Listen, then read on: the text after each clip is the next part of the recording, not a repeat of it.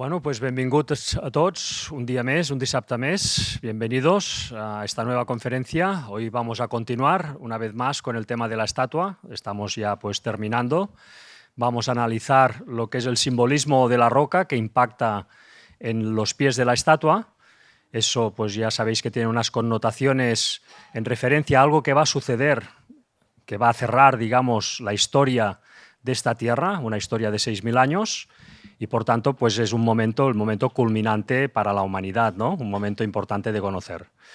Como siempre, vamos a empezar con un montaje musical en el cual vamos a pasar también unas imágenes y os invitamos pues, a que podáis relacionarlas porque van a ser imágenes que van a tener directamente que ver con lo que se va a presentar y en el orden que se va a presentar, por lo tanto, da unas pistas, ¿no? Así que nada, bienvenidos a todos, un sábado más, esperamos que sea de vuestro interés y vamos a dar comienzo.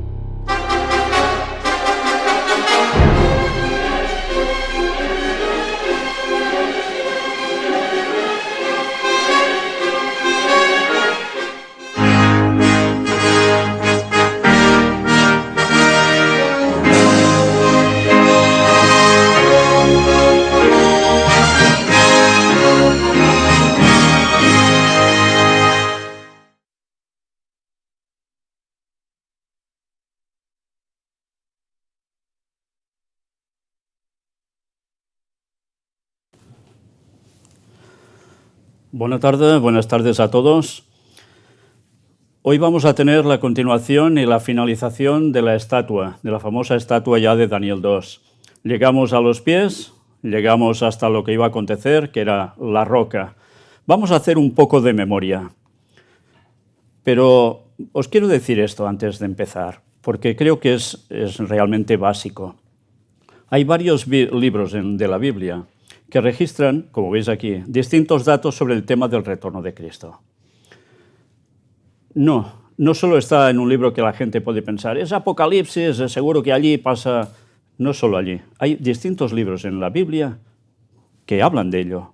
Dan pinceladas, matices que se van añadiendo, se van conformando para generar todo el cuadro. Pero ahora debemos preguntarnos, ¿por qué y a qué vendrá Jesús? Vimos que la roca era Cristo, que destrozaba toda la estatua y se hacía un gran monte que llenaba toda la tierra. ¿Y cómo lo hará cuando venga Jesús? Porque si hemos visto que todo se cumplía en la estatua, esto también se debe cumplir. No va a fallar lo último de todo porque sí. Pero además, ¿cuándo volverá? Son preguntas que una vez ya ves que lo otro es cierto, esto nos debe venir a la cabeza y nos lo debemos plantear muy seriamente. Pero para recordar un poco, para ponernos en retrospectiva, ¿recordáis este texto de Daniel 2? Eran los versículos 35 y 44 y 45 que nos hablaban precisamente de que en esos momentos, cuando se esté intentando esa Unión Europea a tope, algo iba a pasar. Y era precisamente esa roca que venía, que impactaba y destrozaba la estatua entera y se convertía en ese gran monte que llenaba toda la tierra. La cual cosa nos venía a decir que se instauraría el reino de Dios. Algo sorprendente, Ahora, desde luego, si lo dices a alguien por la calle, mira, va a venir Cristo, instaurará su reino, y dirán, tú estás como una cabra. Eso es lo más fácil. Por eso, antes de llegar a este término, a este punto, es necesario poder demostrar que lo que hemos mostrado hasta ahora realmente es cierto, es comprobable. Dicho esto, y como es una cuestión innegable, vamos a repasar algunos textos que están en la propia Biblia, que a mucha gente le van a sorprender, que quizás no los han leído nunca en su vida, ni saben de qué existen. Uno de los primeros profetas que vivió en la tierra, y estoy hablando antes del diluvio, fue precisamente Enoc. Como veis aquí os lo he puesto, y esto os lo pongo así para que cualquier persona pueda coger este PowerPoint y lo pueda presentar por sí mismo. ¿De acuerdo? Este hombre vivió en la 7ª generación después de Adán y dijo algo muy interesante. Hemos hablado mucho sobre antes del diluvio, lo que aconteció, quiénes vivieron, qué hacían. Pues este señor, que fue antediluviano, dijo algo sobre la segunda venida de Jesús. Y ahora quizás deberíamos pensar, a ver, si era antediluviano, lo lógico es que hablara de qué, de la segunda venida o de la primera, de cuando Jesús nació y murió aquí asesinado, o sería lo lógico, ¿no?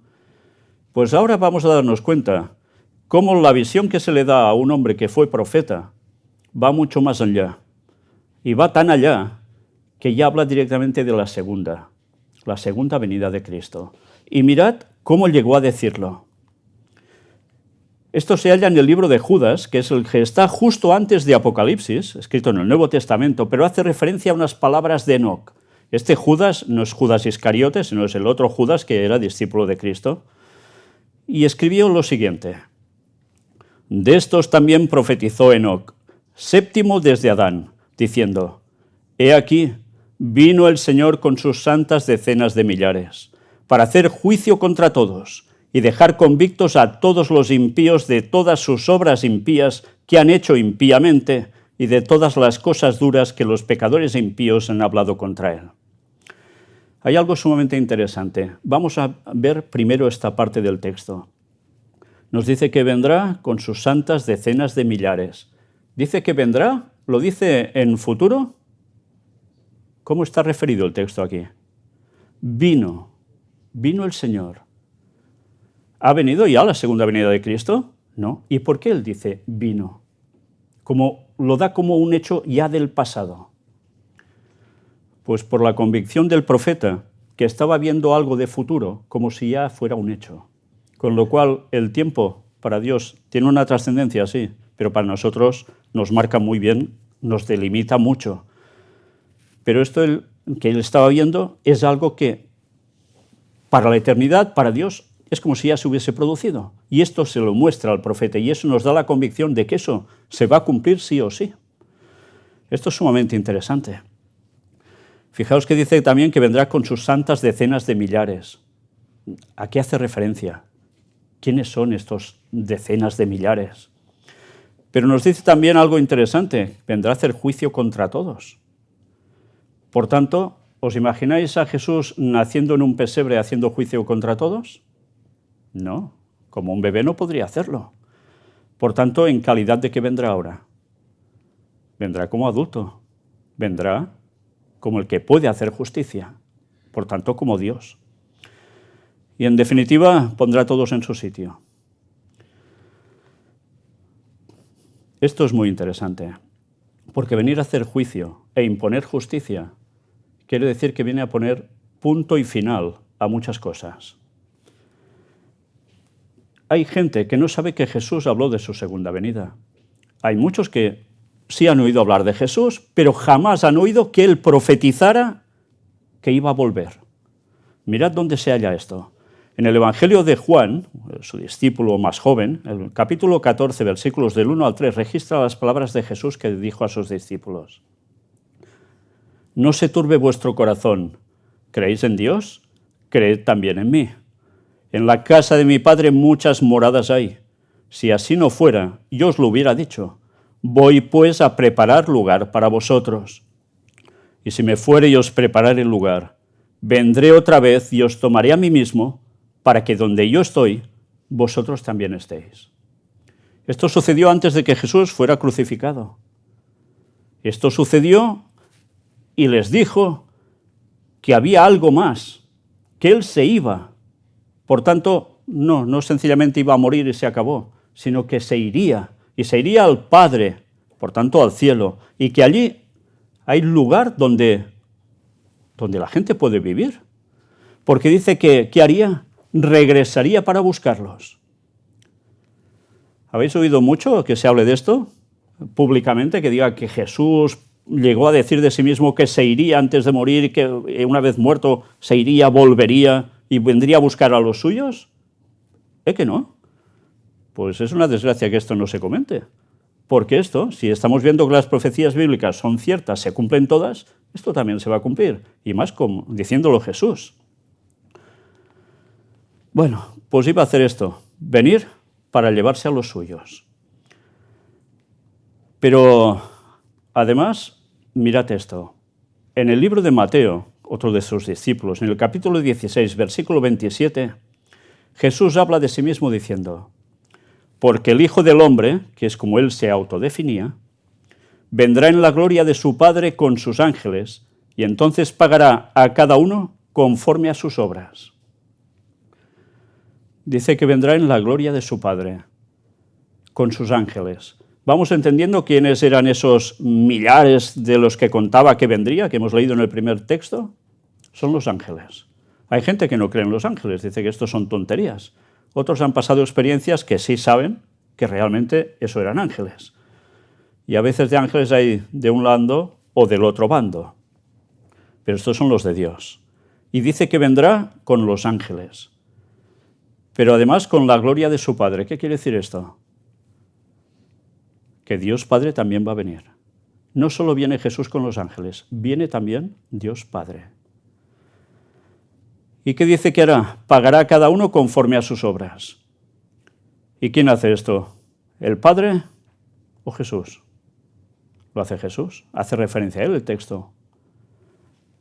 Ahora siempre nos estamos quejando que si el gobierno hace esto, el otro gobierno de otro país hace lo otro, que si ese es un no sé qué, ese otro es un no sé cuánto, que por todos lados vemos las 1001 barbaridades que hace muchísima gente afectando a otros, en todos los ámbitos, sean de guerra, sean comerciales, sean en lo que sean. Y queremos soluciones, ¿verdad? ¿Es que siempre pedimos soluciones? Y hay gente que inocentemente va a votar porque cree que el otro que subirá lo va a arreglar todo. ¿Y cuántas veces queda eso como un hecho literal que se produzca? Ninguna, ¿verdad? Ninguna.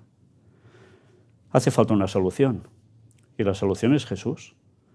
Lástima que esto no se esté comentando por los lugares, porque la gente tendría una esperanza que verdaderamente nosotros ni nadie va a arreglar nada, que esto lo va a arreglar Jesús y pondrá a todos en su sitio, porque pagar a cada uno conforme a sus obras quiere decir que habrá unos que irán muy bien y otros lo van a pasar mal, ¿eh?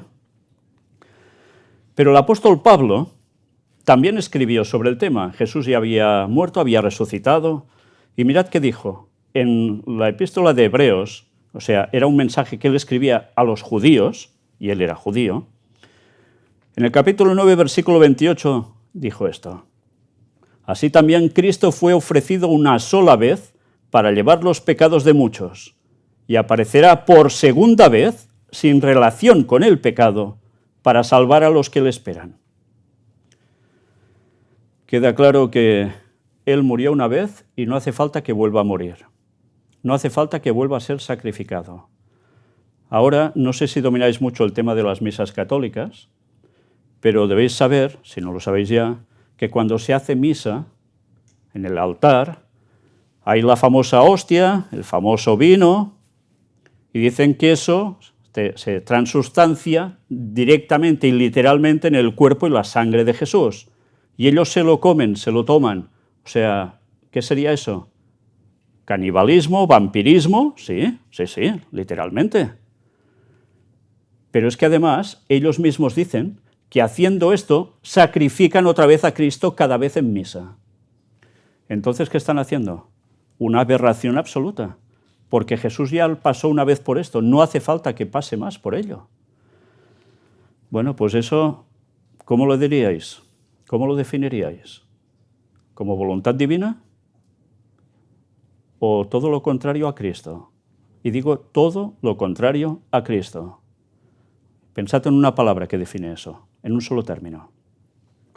Pero el apóstol Pablo dice que aparecerá por segunda vez. Por tanto, él también reafirma que Jesús volverá. Y dice eso en relación con el pecado. Ahora ya no hace falta que muera para eso, porque ya llevó los pecados de todos nosotros en la cruz. Y eso es lo que nos da esperanza de que nos limpia de todo pecado si queremos y nos va a dar la salvación. Ahora depende de nosotros si queremos pensar en otras cosas o queremos la salvación. Porque al fin y al cabo, da igual si vivimos 70, 80 o 100 años, al final todo el mundo se muere, ¿no? ¿Y luego qué? ¿Y luego qué? Pero es que fijaos, estamos hablando que Jesús va a volver y por tanto habrá gente que no habrá muerto. Habrá gente que estará viva cuando Cristo vuelva. Por tanto, y luego veremos cuándo vuelve, si realmente podemos estar vivos en ese entonces o no. Vendrá a salvar a los que le esperan. ¿Le estamos esperando? La mayor parte de la gente que hay por la calle, eso no se lo espera para nada. Veremos más cosas al respecto. Pero ¿cómo vendrá Jesús? Dice que los ángeles que estaban presentes en la ascensión de Cristo al cielo dijeron algo al respecto. ¿Y esto quién lo dice? ¿Dónde está registrado? ¿Sabéis? Jesús resucita y está con los apóstoles y él se va. Pero hay alguien que aparece al lado de ellos. En el libro de los Hechos de los Apóstoles, fijaos lo que llega a decir versículos del 9 al 11. Mirad esta imagen. ¿Qué veis entre la gente? ¿Veis que hay unos cuantos que representan los discípulos, Jesús allí que empieza a ascender, pero ¿quién hay en un margen? ¿Veis dos personas vestidas de blanco? El texto dice, y habiendo dicho estas cosas, viéndolo ellos, fue alzado y le recibió una nube que le ocultó de sus ojos. Bueno, algún día hablaremos sobre qué es esa nube que lo oculta de los ojos, porque nosotros podemos imaginarnos sencillamente una nube como las que podemos mirar cuando miramos el cielo, y quizás no era exactamente esto. De eso hemos tratado en los temas de puertas dimensionales, pero quizás algún día volveremos a tratarlo. Y estando ellos con los ojos puestos en el cielo, entre tanto que él se iba, y aquí se pusieron junto a ellos dos varones con vestiduras blancas, los cuales también les dijeron, varones galileos, porque los discípulos eran de Galilea, ¿por qué estáis mirando al cielo? Este mismo Jesús que ha sido tomado de vosotros al cielo, así vendrá como le habéis visto ir al cielo. Son los ángeles que les están diciendo, se va, pero volverá. ¿Y cómo volverá? ¿No lo verá nadie cuando vuelva? Así vendrá como le habéis visto ir al cielo. Por tanto, será visible su venida. ¿Sabéis? Hay religiones que se dicen que son cristianas y dicen que Jesús ya volvió en su momento, pero que era necesario verlo con los ojos del entendimiento, no visualmente, sino con los ojos del entendimiento. Pues señores, eso es ir contra la palabra de Dios, porque el texto es muy claro, en la segunda venida se lo va a ver visualmente. ¿No lo estaban viendo cómo subía? Pues lo vamos a ver cuando descienda. Fijaos que os estoy dando datos que os van a servir para, ya que estáis viendo que el tema bíblico no son bromas, saber diferenciar quién nos está diciendo la verdad y quién nos está colando un gol por la escuadra. Esto es sumamente necesario en los tiempos en los que estamos viviendo y en los que vamos a llegar. El apóstol Juan también escribió, en el libro de Apocalipsis precisamente, que bueno, la gente lo toma como desgracia, Apocalipsis quiere decir revelación, es otra historia. En el versículo 7 dice, he aquí que viene con las nubes, y todo ojo le verá, y los que le traspasaron, y todos los linajes de la tierra harán lamentación por él. Sí, amén. Sí, así sea, quiere decir. Viene con las nubes. Lo da como un hecho. Viene con las nubes. Viene, por tanto, de arriba. Las nubes normalmente, ¿de dónde vienen? De arriba, ¿no? Una vez más ya hablaremos de esas nubes que son. Y todo ojo le verá. Por tanto, sí o sí, el efecto es visual. No es una cuestión simbólica, ni de ojos de la mente, ni de historias de estas. Pero además añade algo. ¿No os sorprende nada en este texto? Y los que le traspasaron. Hay una imagen que os hemos puesto aquí. ¿Cómo traspasaron a Cristo? Lo clavaron en la cruz, ¿no? Primero, los juicios, los latigazos, todo lo que llegaron a hacer, las 1001, y encima lo clavan en la cruz. Finalmente hay un soldado que también lo traspasa con su lanza. Pues dice que estos lo van a ver. ¿Qué quiere decir esto? Esta gente lleva 2000 años muerta. ¿Cómo lo van a ver si están muertos? ¿Estarán pululando por algún sitio en el espacio o en el infierno o a saber dónde? No, porque eso es contrario a la Biblia. Sencillamente nos está indicando que va a haber una resurrección de esta gente que traspasó a Cristo, que se mofaba de él, y que cuando Cristo vuelva van a resucitar para ver que realmente era Cristo, que realmente era el Mesías, que realmente era Dios. Imaginaos qué ilusión levantarse para darse cuenta del gran chasco que se van a llevar y con la paga que les espera. Bien, ya estamos cogiendo más datos, ¿verdad? Cosas que sorprenden. Jesús también dijo algo sobre sí mismo. En el libro de Mateo 25, versículo 31 dijo: cuando el Hijo del Hombre venga en su gloria y todos los santos ángeles con él, entonces se sentará en su trono de gloria. Sentarse en el trono, ¿quién lo hace? ¿Un mendigo? ¿Alguien del populacho? Lo hace un rey, ¿no? Pues así vendrá, como rey. Datos. Vendrá personal y visiblemente en su gloria y majestad con sus ángeles desde el cielo a donde fue. Lo veremos con nuestros ojos y también los que lo traspasaron en su juicio y crucifixión.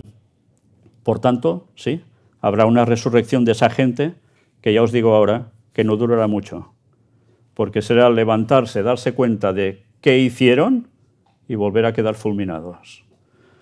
Pero de eso ya hablaremos más adelante. ¿Cuándo se producirá la segunda venida de Jesús? ¿Y qué causará? Estamos viendo que se acerca, que se levantan estos de la tumba o de donde estén, pobrecitos, ya, polvo.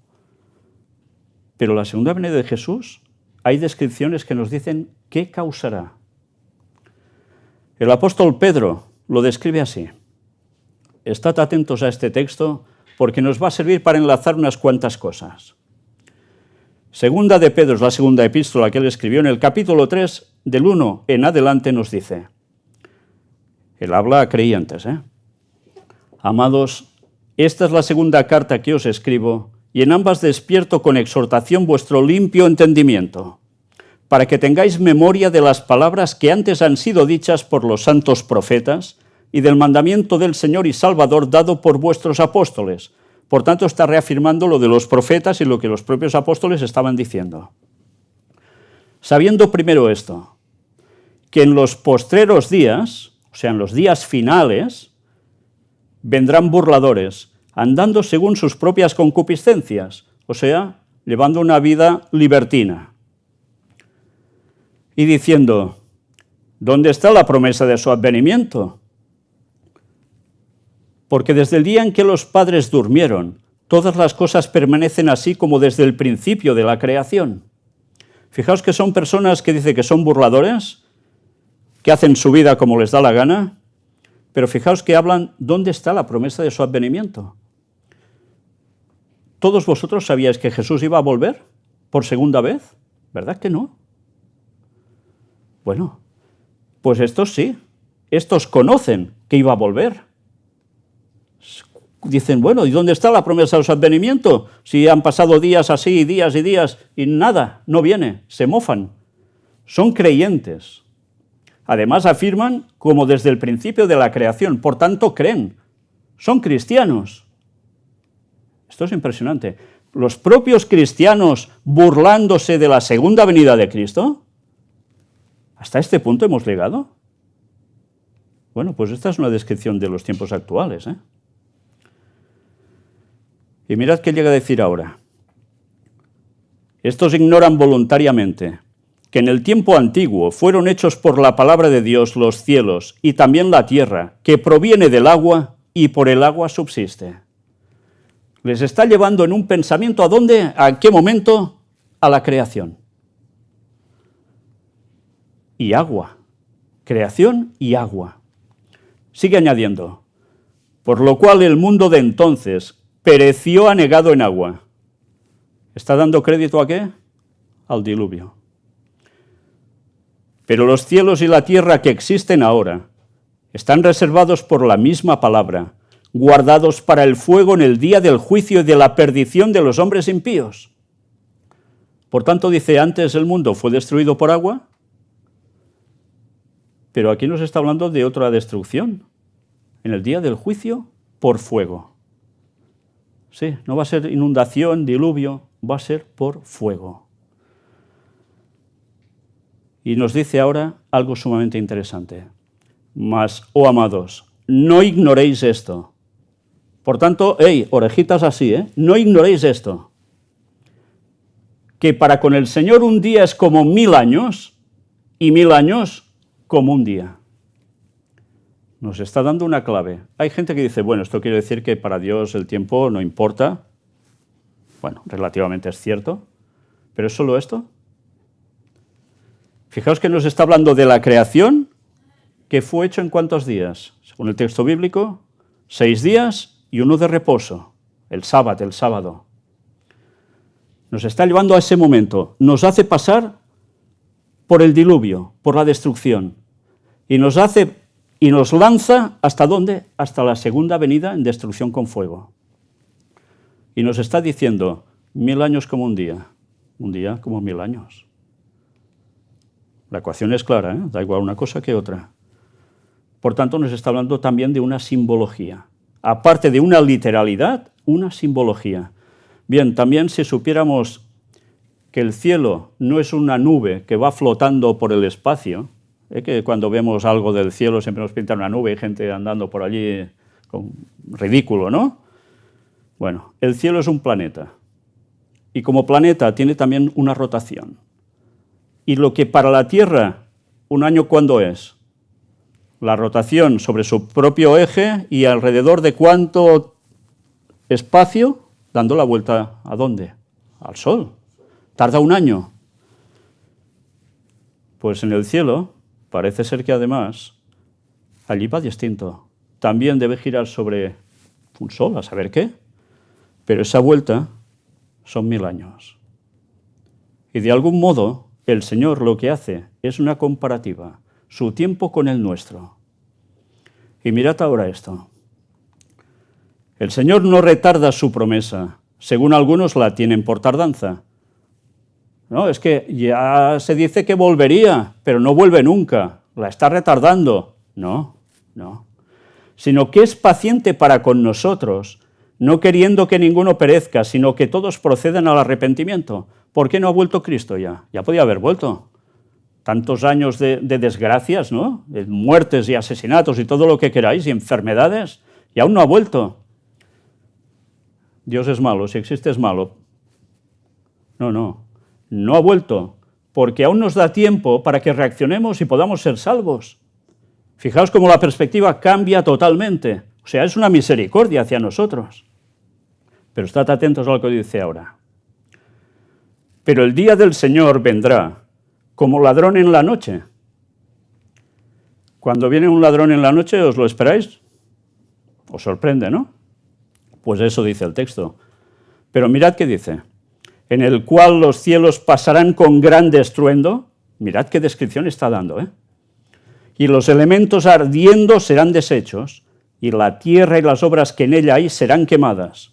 O sea, queda todo fulminado, quemado, diluido en fuego. ¿Sabéis? Hay personas que dicen, pero si aquí dice que el día del Señor vendrá como ladrón en la noche, por tanto, nos va a sorprender a todos. Es imposible de saber cuándo vendrá. Y se quedan aquí. ¿Queréis ver cómo continúa el texto? Puesto que todas estas cosas han de ser deshechas, ¿cómo no debéis vosotros andar en santa y piadosa manera de vivir? O sea, vivir correctamente, esperando y apresurándoos para la venida del día de Dios, Hemos de esperarlo, sí, pero dice apresurándoos para la venida de Dios. ¿Por qué? Porque nos hemos de poner las pilas, nos hemos de poner en sintonía con Él, porque ¿vosotros sabéis si vais a estar vivos de aquí a un minuto? Que no. Pues nos hemos de poner en sintonía, porque si se nos acaba la vida antes del retorno de Cristo, vamos a ser juzgados hasta dónde hemos llegado. Nos estamos jugando la vida eterna, la salvación. Pero ahora aún nos dice algo más. En el cual los cielos, encendiéndose, serán deshechos, y los elementos siendo quemados se fundirán.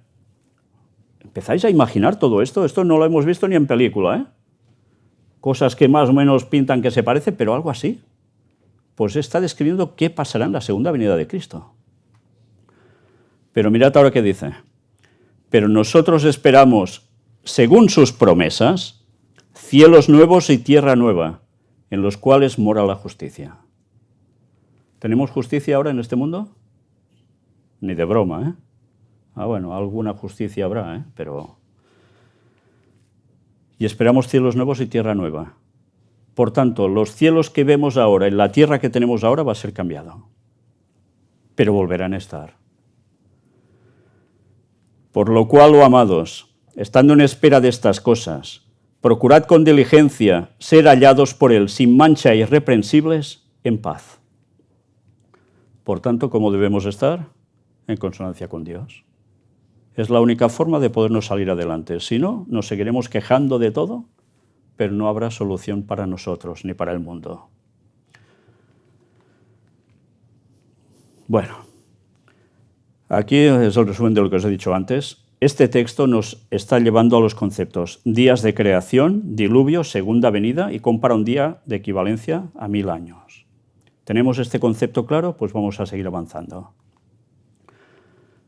Puesto claramente, por tanto, los 6 días de la creación serían un reflejo de los 6000 años de historia, de pecado, y el séptimo día, que es reposo, que es lo que significa sábado, sábat, sería el reflejo del séptimo milenio de reposo del mal. Por tanto, tenemos, si un día es 1000 años y es la creación, nos está hablando de 6000 años y un reposo, que era el sábado. Por tanto, cuando tenemos los días de la semana, fijaos que a veces no nos planteamos ¿de dónde surge la semana? Todos tenemos una semana de 7 días. ¿Y a qué se remonta eso? ¿Alguien se lo inventó porque sí? No, tiene el origen. Y el origen es la creación. Hubo un tiempo en la Revolución Francesa que les dio, por querer destruir las cosas de Dios, y dijeron, ahora ponemos una semana de 10 días. Bueno, fue un churro absoluto, no funcionó. Y se volvió la semana. Y durante todo ese tiempo el ciclo semanal se ha ido repitiendo durante toda la historia. Y el día, por ejemplo, sábado como hoy, como estamos nosotros, ha seguido siendo sábado cada 7 días durante los inicios hasta ahora. Ha sido ininterrumpido. Hay personas que dicen, no, eso ha cambiado, eso es falso. No, eso es totalmente cierto, aunque a algunos no les guste. Por tanto, fijaos que la simbología de la creación es básica. ¿Por qué creéis que ha habido intentos tan desesperados y tan impuestos a la sociedad para decir que la evolución es cierta y la creación es una mandanga absoluta que no se cree nadie, que es falso? Para despistarnos, para que no tengamos claras las cosas, para que no estemos esperando que haya una segunda venida tampoco de Jesús, porque esto tiene esta implicación. Dios no es creador, y además, tampoco va a volver. Bueno, hemos puesto unas bases, ¿verdad? Sigamos. También nos recuerda y compara el momento de la destrucción causados por el diluvio con lo que ocurrirá en la segunda venida de Jesucristo. Uno con agua, otro por fuego. Vamos sacando conclusiones. Pues bien, para aquellos que creen que el arca de Noé es mentira, que el diluvio no existió, vais a ver un fragmento de cuando estuvimos de expedición allí el año 2014. Ángel es el que filmaba y un servidor el que andaba. Y vais a ver ahora precisamente ese momento que antes de grabarlo os he de decir la verdad. ¿Qué hicimos? Llorar como niños. Sí, diréis, qué tontería, ¿por qué estás allí y lloras como niños? Quizás ahora con algo que digo aquí lo entenderéis. Vamos a ver el vídeo. Estamos llegando a un lugar del cual hemos soñado estar 40 años aquí y que es un lugar verdaderamente distinto, un lugar especial, un lugar donde muchas personas han dicho que era una falsedad lo que aquí había, pero es un lugar sencillamente conocido como el Arca de Noé.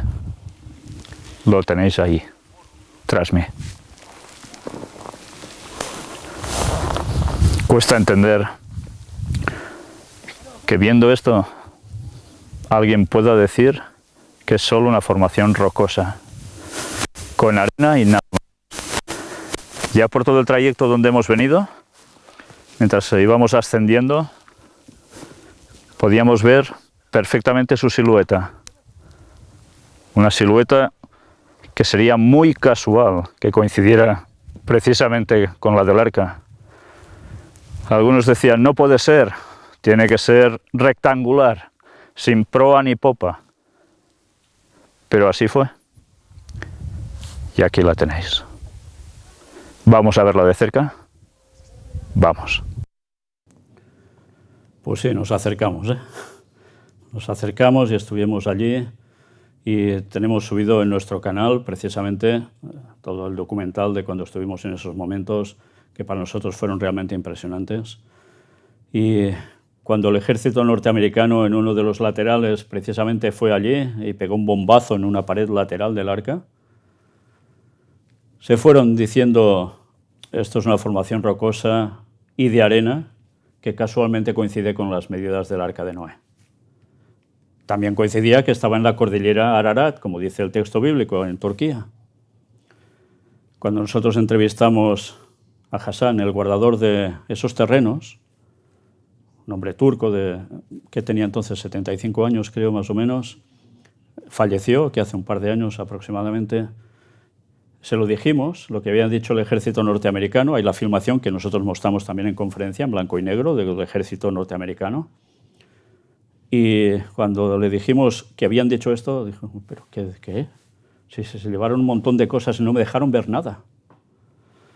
Bien, pues la persona que encontró el arca, oficialmente, llamado Ron Wyatt, tuvimos a su viuda aquí, los que estuvisteis la recordaréis, llegó a extraer algo del arca, hizo un agujerito muy profundo, que nosotros estuvimos precisamente en ese agujerito, y él extrajo pelos de animal, pero además extrajo algo parecido a la fibra óptica. Curiosamente, por esos tiempos sale la fibra óptica ya de un modo abierto, que se debería llevar el ejército norteamericano de ahí dentro. No, la gente de antes eran tontos, iban con taparrabos y ya está, ¿no? Eran primitivos, como monos y se acabó, ya. La tecnología que había ahí dentro nunca llegaremos a tenerla todos nosotros, porque esa gente eran de una capacidad mental y física impresionante y que duraban años. Imaginaos, recién salidos de la mano de Dios, de que eran capaces. Y nos lo pintan totalmente al contrario. Pues esto demuestra, y si tenéis más dudas, mirad todo lo que presentamos ahí, que realmente el texto bíblico es cierto. Y que cuando el apóstol Pedro estaba diciendo esto, es cierto. Y cuando Jesús, veremos también, hace referencia al diluvio, es cierto. ¿Jesús iba a mentir? Vaya, pues ya apaga y vámonos, ¿no? Pues vamos a verlo, porque Jesús comparó la destrucción del diluvio de las ciudades de Sodoma y Gomorra, lugares de supercorrupción,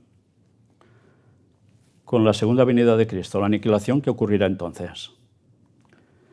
En Lucas 17 se registran las palabras suyas que dicen, del 26 al 30, como fue en los días de Noé, así también será en los días del Hijo del Hombre. Comían, bebían, se casaban y se daban en casamiento. O sea, podemos leer a esto y decir, bueno, esto es normal, ¿no? Sí, pero es que esto iba más allá. No era comer y beber y ya está, sino excederse en todo, como lo de casarse, divorcio, volverse a casar y dale que te pego. Hasta el día en que entró Noé en el arca y vino el diluvio y los destruyó a todos. Asimismo, como sucedió en los días de Lot, que era el sobrino de Abraham, para los que suene Abraham, Comían, bebían, compraban, vendían, plantaban, edificaban. Mas el día en que Lot salió de Sodoma, llovió del cielo fuego y azufre y los destruyó a todos. Así será el día en que el Hijo del Hombre se manifieste, la segunda venida. Por cierto, hablando del fuego y azufre que cayó sobre Sodoma y Gomorra, ahí, en nuestro museo, tenéis las muestras de ese azufre, de una pureza que no se encuentra en ninguna otra parte de la tierra. Vaya, será otra ficción de la Biblia, ¿no? Pues ahí tenéis la prueba.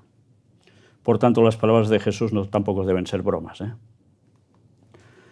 El apóstol Juan da esta interesante descripción. En el libro de Apocalipsis, del 12 al 17, dice: miré cuando abrió el sexto sello, y ahora diréis, ¿y esto qué es?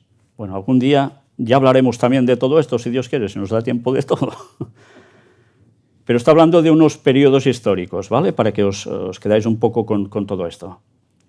Y aquí hubo un gran terremoto, y el sol se puso negro como tela de cilicio, y la luna se volvió toda como sangre. Y las estrellas del cielo cayeron sobre la tierra, como la higuera deja caer sus higos cuando es sacudida por un fuerte viento. Y el cielo se desvaneció como un pergamino que se enrolla. Interesante, ¿eh? ¿Qué descripción? Y todo monte y toda isla se removió de su lugar. Y los reyes de la tierra y los grandes, los ricos, los capitanes, los poderosos, y todo siervo y todo libre, se escondieron en las cuevas y entre las peñas de los montes, y decían a los montes y a las peñas: caed sobre nosotros y escondednos del rostro de aquel que está sentado sobre el trono y de la ira del Cordero. Muertos de miedo, ven que se acerca Dios Padre y Cristo, el que está sentado en el trono, y la ira del Cordero. El Cordero es Jesús. Y no quieren estar presentes ante eso. ¿Por qué? Porque saben que se van a perder, saben que no han hecho bien. Porque el gran día de su ira ha llegado, ¿y quién podrá sostenerse en pie? ¿Quién? Pues ya hemos visto, habrá gente que se sostendrá en pie, pero son los que le habrán sido fiel. Solo estos, ¿eh?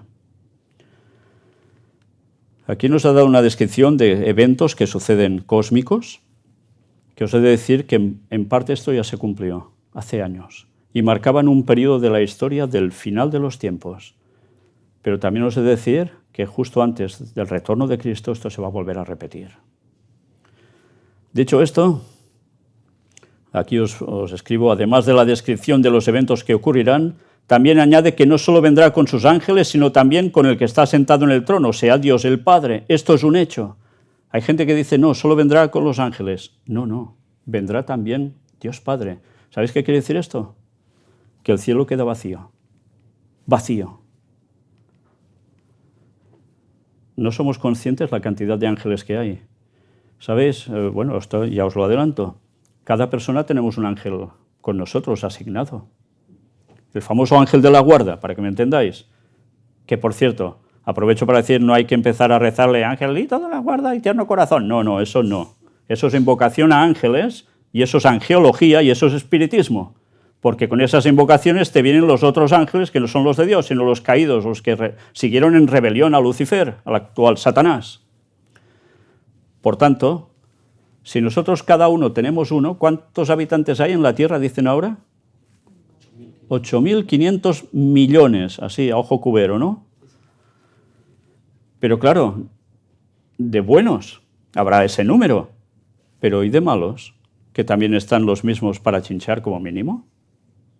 Bueno, pues calculad, imaginad la segunda venida de Cristo viniendo con millones y millones y millones de ángeles. A veces no pensamos en esto, ¿eh? Incluso los que creemos ya en eso. ¿Y qué hará? Vamos a ver qué va a hacer.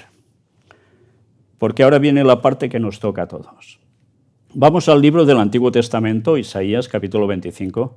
Fijaos que cuando hablo de Biblia, os hablo también de otros libros. Y es que la Biblia no es solo un libro, para que me entendáis, es una tapa de libro que tiene dentro 66 libros distintos. Unos que se escribieron hasta cuando Jesús nace, y los otros que vienen a partir de Jesús, hasta Juan en el Apocalipsis. Pues en el Antiguo Testamento imaginaos la época de Daniel más o menos, En versículos 8 y 9 del capítulo 25 nos dice: destruirá la muerte para siempre, y enjugará Jehová el Señor toda lágrima de todos los rostros, y quitará la afrenta de su pueblo de toda la tierra, porque Jehová lo ha dicho. Y se dirá en aquel día: he aquí, este es nuestro Dios, le hemos esperado y nos salvará. Este es Jehová a quien hemos esperado, nos gozaremos y nos alegraremos en su salvación. ¿No estáis esperando este momento? ¿Que ya no haya muerte? ¿Se os ha muerto alguien alguna vez? ¿Alguien, algún pariente muy cercano, algún amigo muy cercano? Bueno, algunas personas quizás por edad eso no lo han vivido nunca aún. Pero cuando se te han muerto algunos padres, o hermanos, o hijos, o amigos íntimos, ¿lo habéis pasado bien? Pero eso se irá repitiendo hasta el final, porque nosotros igual somos los siguientes. Y los que se quedan contentos. Bueno, a veces si hay mucha herencia, igual alguno se queda contento, pero por norma general, difícilmente, ¿eh? Y dice: enjugará Jehová el Señor toda lágrima de todos los rostros. ¿Esto lo va a hacer algún político? ¿Es capaz de hacerlo cualquier gobernante, cualquier rey, cualquier presidente de nación?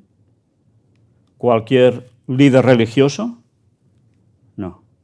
Esto solo lo hará el Señor cuando vuelva. Y dice: quitará la afrenta de su pueblo de toda la tierra. ¿Qué es quitar la afrenta? Pues que han ido a por ellos, que se lo han hecho pasar mal al pueblo de Dios, por épocas. Y los va a reivindicar. Y fijaos que dice: porque Jehová lo ha dicho. O sea, es como certificarlo. Por tanto, será sí o sí así. ¿Y cómo vamos a reaccionar? ¿Os habéis fijado? Los anteriores decían a las peñas y a las rocas: caed sobre nosotros y escondednos. Estos ya se veían fatal, ¿eh? Pero estos no. Estos se alegran porque viene la salvación para ellos. ¿En qué bando queréis estar? Fácil la respuesta, ¿no? La respuesta es fácil, pero ¿es fácil estar en ese bando? ¿Del correcto, el que lo va a pasar mal? Bueno, sigamos. Volvemos con Pedro, en 2 de Pedro capítulo 3, versículo 13, también nos dice esto: pero nosotros esperamos, según sus promesas, cielos nuevos y tierra nueva en los cuales mora la justicia. Por fin habrá justicia. Sí, ya no tendremos que ir a juzgados a ver si ese juicio te sale bien o no, o alguien que hace algo y no hay forma de que alguien lo ponga en su lugar. Se acabó eso.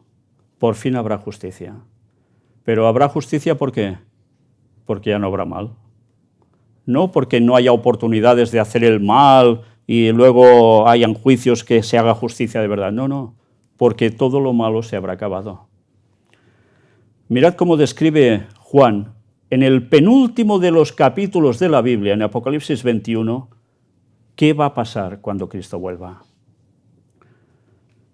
Vi un cielo nuevo y una tierra nueva, porque el primer cielo y la primera tierra pasaron, y el mar ya no existía más. Bueno, si os gusta el mar, aprovechad ahora, porque luego ya veis que esto no va a ser igual. ¿Por qué no habrá mar? Bueno, en el mar ha muerto mucha gente, ¿verdad? Naufragios, ahogamientos, todo lo que queráis. Pero también responde algo.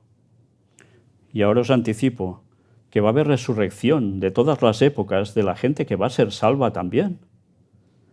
Y eso, a lo largo de toda la historia de 6.000 años, son multitudes también que van a ser salvas. Van a ser minoría en comparación con toda la población que ha pasado por la tierra.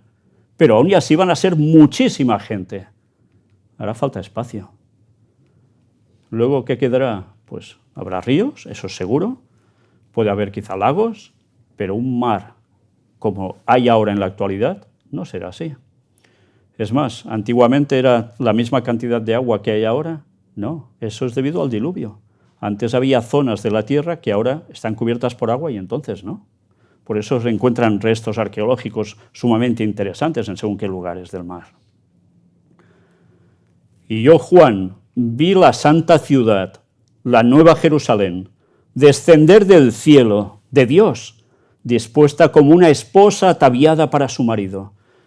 ¿Qué dice que ve que desciende del cielo? Una ciudad santa que la describe como la Nueva Jerusalén. ¿Entendéis el por qué hemos presentado, sobre todo en el tema número 1 de estas conferencias públicas, la importancia de lo que acontece en Israel? Porque allí hay una ciudad, una capital, Jerusalén.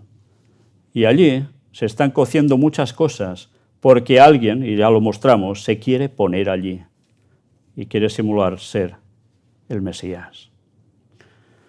Pero eso ya lo vamos a tratar próximamente. Pero dice que del cielo viene esta ciudad. ¿Os acordáis que dijo Jesús? Os voy a preparar moradas, que luego volvería, nos llevaría, pero luego se vuelve aquí. Baja la Nueva Jerusalén. 1000 años, recordad los 1000 años que faltan aún, los 1000 años de reposo, que significa el sábado. Por eso la importancia de guardar el sábado como día de reposo, porque estamos recordando la creación de Dios, pero a su vez estamos recordando que vendrán 1000 años de descanso para la tierra. Por eso no es igual guardar el domingo o guardar el viernes o no guardar ningún día, porque lo que estamos haciendo es la esperanza convertida en realidad cada semana, anticipando que eso va a ser una realidad de aquí a muy poco tiempo. Por eso la importancia de guardar el sábado, y aún veréis más al respecto. Y oí una gran voz del cielo que decía: he aquí el tabernáculo, o sea, la tienda de Dios con los hombres, y Él morará con ellos, y ellos serán su pueblo, y Dios mismo estará con ellos como su Dios. Por tanto, que Dios esté en el cielo se acabó. Dios mismo habitará aquí, entre los salvos. Vaya cambio, ¿eh? Enjugará Dios toda lágrima de los ojos de ellos, y ya no habrá muerte, ni habrá más llanto, ni clamor, ni dolor, porque las primeras cosas pasaron. ¿No estáis esperando esto? ¿No estáis esperando que algún día la ciencia haga algo así? Pues la ciencia no va a hacer esto. Esto lo va a hacer Dios. Y el que estaba sentado en el trono dijo: he aquí, yo hago nuevas todas las cosas. Y me dijo: escribe, porque estas palabras son fieles y verdaderas. ¿Quién es el que estaba sentado en el trono también? Dios. Y dice que estas palabras son fieles, son verdaderas. Y me dijo: hecho está. Yo soy el alfa y la omega, el principio y el fin. O sea que también viene sentado en el trono. Cristo también. Es el alfa y la omega. Es el principio y el fin. Alfa y omega son las letras griegas que eran, como diríamos, la A y la Z. La primera y la última. Por tanto, es el principio y el fin. Es Dios. Al que tuviere sed, yo le daré gratuitamente de la fuente del agua de la vida. El que venciere heredará todas las cosas, y yo seré su Dios, y él será mi hijo. Vaya, que Dios mismo te diga que eres su hijo, vaya privilegio, ¿eh? Pero los cobardes e incrédulos, los abominables y homicidas, los fornicarios y hechiceros, los idólatras y todos los mentirosos, tendrán su parte en el lago que arde con fuego y azufre, que es la muerte segunda. Si es una muerte segunda, es que hay una resurrección de los que no van a ser salvos para morir de nuevo, pagando por sus pecados. Y serán todo este tipo de gente que aquí describe. Ahora hemos de pensar si estamos en este bando o estamos en el otro. Y ahora el tema clave: ¿cuándo será su segunda venida? Antes hemos visto que dice el texto que, como ladrón en la noche, nos va a sorprender. ¿Será por sorpresa? Primero de Tesalonicenses capítulo 5, escrito por el apóstol Pablo a los habitantes cristianos de Tesalónica, que está en la zona que ahora es Turquía. Versículos 1 y 2.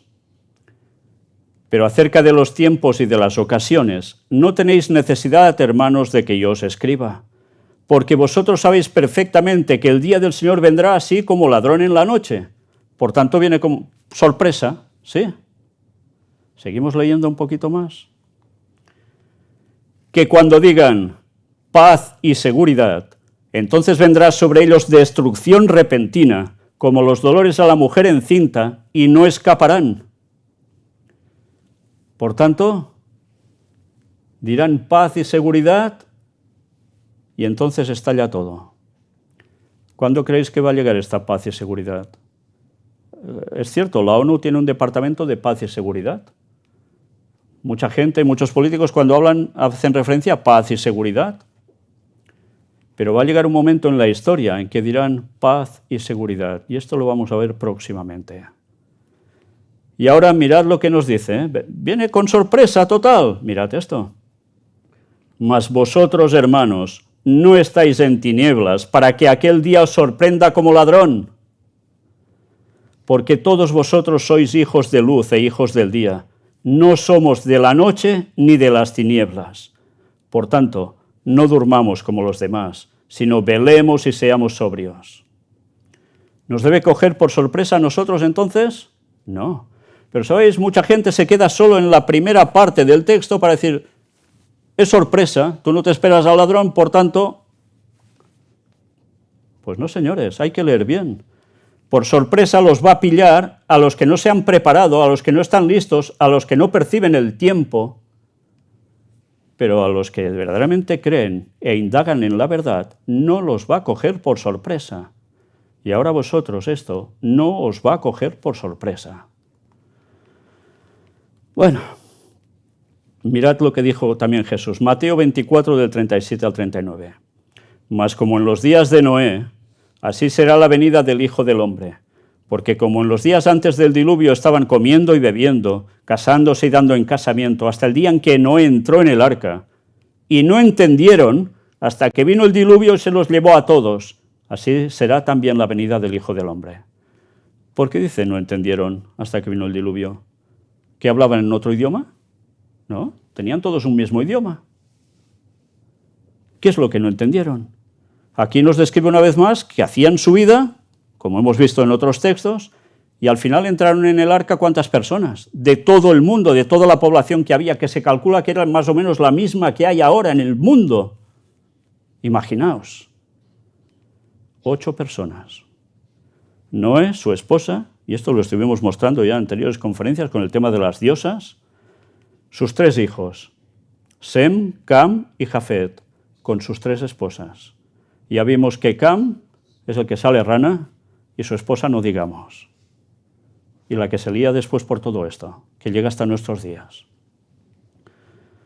Pero por fe entraron en el arca, sabían que Noé no mentía, que lo que iba a pasar, que él dijo, es que pasaría. Sabían que Noé era un hombre de Dios, no lo dudaron, por eso entraron, pero no se habían convertido de corazón. Y luego pasó lo que pasó. Entonces, ¿los otros no entendieron? ¿Qué es lo que no entendieron? Vamos a ver qué es lo que no entendieron. Porque resulta que Noé les había dicho algo. ¿Cuándo sería el diluvio?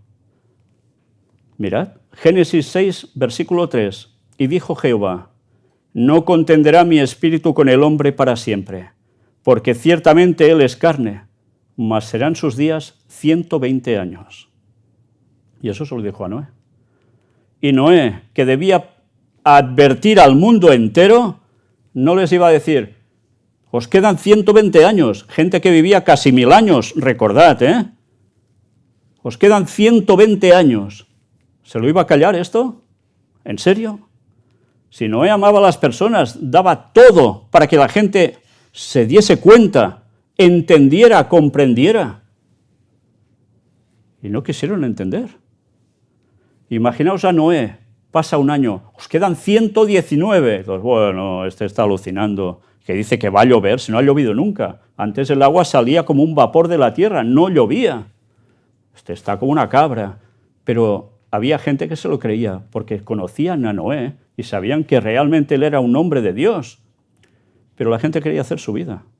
Y ponía peros científicos. Si no ha llovido nunca, ahora anda ya. Bueno, y así, como siempre. Pasaban años y años. Imaginaos cuándo debería quedar un año. ¿Cómo estaría Noé sufriendo por la gente que no hacía caso? Y al final llegan los momentos en que Dios le dice, entra en el arca, tú y los tuyos. Y los animales entran todos como con un misterio. De dos en dos, por parejas van entrando, nadie los conduce, que se vean, los ángeles hicieron su labor. Y luego son los animales que vuelven a producir en la tierra. Pero la gente no entró. Se cerró el arca y pasaron 7 días. Antes no empezó a caer la primera de las gotas. Imaginaos 7 días ahí dentro oyendo desde fuera, ja, ja, ja, ja, estos locos, ja, ja, ja, ja. Y empieza a caer las primeras gotas. Cuando todo empieza a oscurecerse. La gente aferrándose al arca cuando empieza a caer el diluvio. ¿Y cuántos quedaron vivos fuera del arca? Ni uno. Ni uno. Y esa arca es la que vimos nosotros. Dios le dice 120 años y no entendieron. ¿Y ahora Dios nos dice algo para que entendamos cuándo va a ser su venida? ¿O ahora, que es el momento más importante de la historia, donde se va a decidir la eternidad de todos, ahora Dios va a hacer una finta, ¿no? Nos va a esquivar. Sencillamente porque no querían aceptar la fecha que Dios les dio, porque querían seguir haciendo su vida de pecado. Pero Dios les dio una fecha, 120 años. Ahora algo que quizás no sabéis, quizás. El diluvio fue como un jubileo para la tierra. ¿Qué es un jubileo? ¿Lo sabéis? Un jubileo es un descanso de la tierra. Los judíos, los hebreos, tenían marcado que cada 50 años se producía un jubileo, la tierra descansaba. Si alguien estaba sirviendo a otro porque había perdido por cuestiones atmosféricas, por lo que fuera, las tierras no le producían bien, quedaba sometido a otro, luego quedaba libre. Eso se hacía cada 7 años, pero al llegar al 50 se hacía de un modo definitivo. ¿Cómo se llama cuando los labriegos de la gente del campo dejan reposar su tierra también? Barbecho. Pues el barbecho es un jubileo de la tierra, se deja un año descansar mientras se va haciendo todo lo otro en rotación. Pues cada 50 años se consideraba un jubileo. Con el diluvio la tierra descansó, sí, descansó de toda la maldad que se hacía allí. Por fin reposó. Pero ahora mirad esto. Curiosamente, si multiplicamos 120 años, que es lo que le dice Dios a Noé, por 50, que es cada vez un jubileo, que es cuando se produce esto, un jubileo, nos da el resultado de 6.000, que mira por dónde, son los años en los que la profecía dice que habría de tiempo desde la entrada del pecado hasta la segunda venida de Cristo. Y es cuando la tierra reposará, tendrá su jubileo. ¿Será una casualidad? Pues vamos a ver más datos. El dato de los 6.000 años lo encontramos registrado al inicio de la Biblia en su primer texto. Cuando abres la Biblia, lo primero que lees es Génesis capítulo 1, versículo 1. En hebreo lo llaman Bereshit, ¿no? Pues ese texto, leído en hebreo, dice algo distinto al español, o al francés, o al italiano, o al que idioma que queráis. En español dice así: en el principio creó Dios los cielos y la tierra. Ya te marca una pauta. Él es el creador.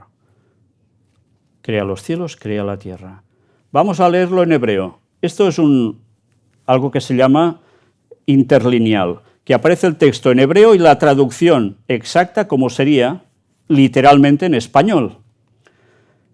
Ya sabéis que en hebreo se lee de derecha a izquierda, ¿verdad que sí? Sé que alguien aquí domina el tema del hebreo. Bien. Si leemos de derecha a izquierda, ellos escriben así, leen así, es: en principio creó Dios. Ahora fijaos que hay 2 letras con 2 asteriscos abajo, que no está traducido. Nos dice los cielos y fijaos que en esa palabra de 3 letras solo se traduce el y, vuelve a haber unos asteriscos, sin traducción, la tierra.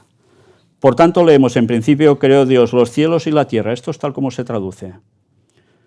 Y no os preguntáis qué es eso que hay ahí. ¿Qué es? ¿Por qué no se traduce? En hebreo es Taf y Aleph, las 2 letras. Para que nos entendamos, vendría a ser Omega, Alfa, la primera y la última de las letras. ¿Y por qué no se traduce esto?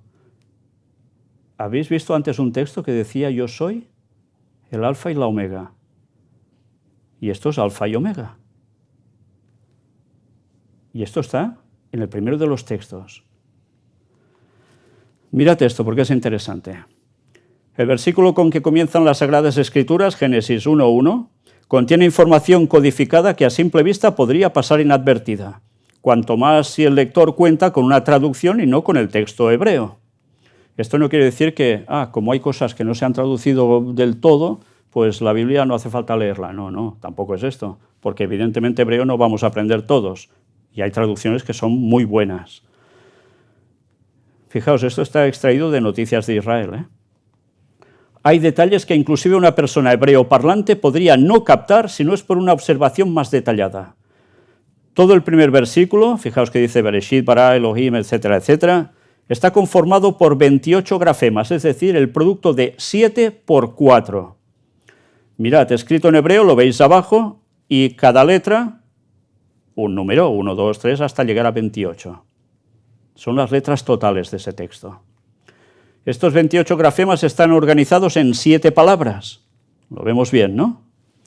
El 4 está marcado aquí de este modo, que es el alfa y omega. La palabra central del primer versículo es Aleph Tau, la primera y última de las letras del Aleph Bet, que expresa que lo primero en ser creado fueron las letras de la Torá. Aleph Bet es el abecedario, para que me entendáis. Aquí las tenéis. La letra Aleph, cuyo valor numérico es 1000, están presentes 6 veces en el primer versículo, aludiendo a los 6 milenios. Interesante, ¿eh? Bueno, hay más. También tiene el significado de 1, pero tiene el significado de 1, 10, 100 o 1000. Aquí tenéis donde están las 6 Aleph, en rojo. Si se toman las primeras letras de cada una de las 7 palabras y se las convierte a su valor numérico, el resultado es el siguiente. 5, 6, 5, 1, 1, 2, 2, todo sumado, 22, que curiosamente son las 22 letras del abecedario de ellos, claro.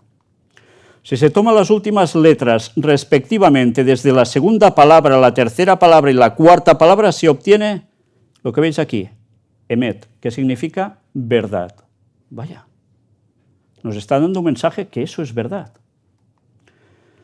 En Génesis 1:1 tenemos 7 palabras indicando también los 7 días. La letra Aleph es usada 6 veces en Génesis 1:1. Por tanto, en hebreo las letras equivalían a números, no tenían números como nosotros ahora. Aleph es 1, pero también puede ser 1000.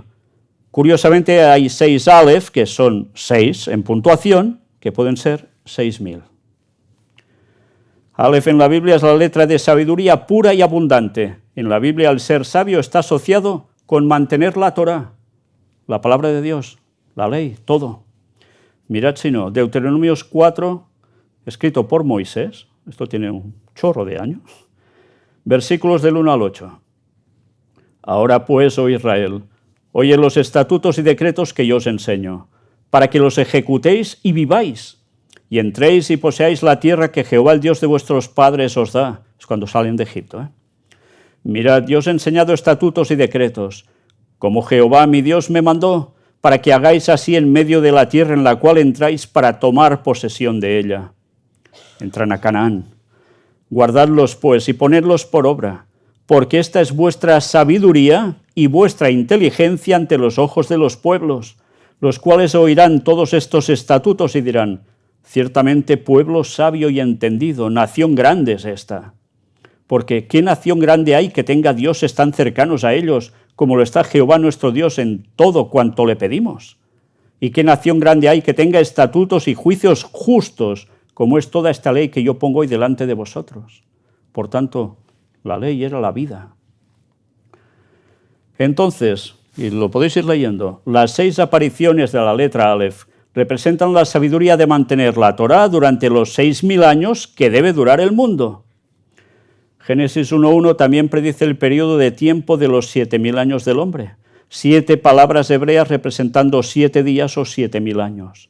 La cuarta palabra es Aleph Tau, alfa omega, el principio y el fin. Y Jesús declaró ser la Aleph Tau, el alfa y la omega. Fijaos que ¿En qué palabra? En la cuarta. Mirad esto, para confirmarlo, Apocalipsis 1 del 5 al 8. Y de Jesucristo el testigo fiel, el primogénito de los muertos, o sea, el que tiene la preeminencia de los muertos, no el que se murió primero, y el soberano de los reyes de la tierra. Soberano de los reyes de la tierra. ¿No recuerda esto a lo que vimos en Daniel? Al que nos amó y nos lavó de nuestros pecados con su sangre. Sí, eso que la gente de hoy en día ni se plantea. Jesús venir a morir por nosotros y dar su sangre, qué cuento, ¿no? Y nos hizo reyes y sacerdotes para Dios, su Padre. A Él sea gloria e imperio por los siglos de los siglos. Amén. Nos hace reyes y sacerdotes, casi nada, He aquí que viene con las nubes y todo ojo le verá, y los que le traspasaron, y todos los linajes de la tierra harán lamentación por Él. Sí, amén. Y ahora añade, yo soy el alfa y la omega, principio y fin, dice el Señor, el que es y que era y que ha de venir, el Todopoderoso. Él mismo lo deja claro, Es el alfa y la omega, el Aleph Tau, el que es, que era y que ha de venir. Es su promesa, Es Dios eterno, pero va a volver. Otro significado de Aleph Tau es completo, perfección. Esto es lo que se desprende del idioma en hebreo.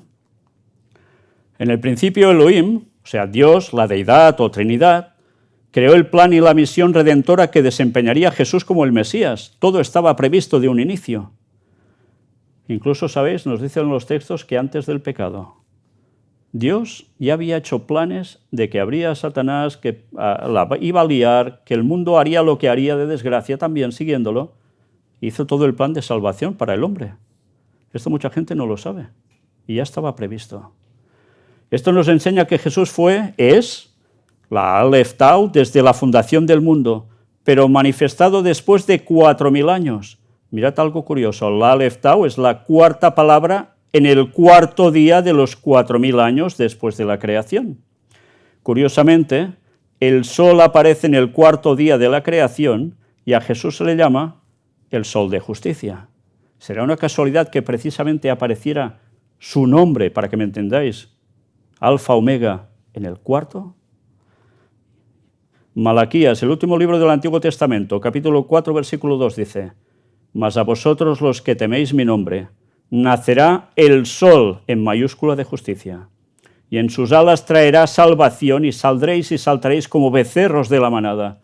O sea, súper felices, Imaginaos como un becerrillo. Bueno, pues eso. Jesús, el sol de justicia, cuarto día, el día en que bíblicamente aparece el sol en la creación. ¿Os dais cuenta de qué comparativas nos da la semana de la creación? Es impresionante,